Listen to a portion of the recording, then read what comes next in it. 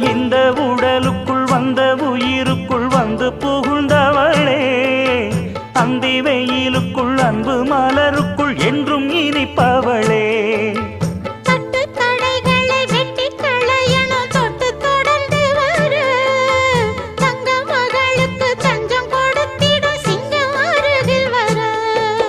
சின்னஞ்சிறு நெஞ்சுக்குள்ளே என்ன என்ன சேதிகளோ,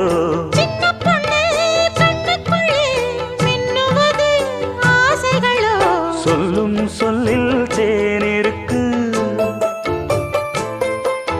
சொர்க்கம் பக்கம்தான் இருக்கு, கையும் கையும் சேர்ந்திருக்கு.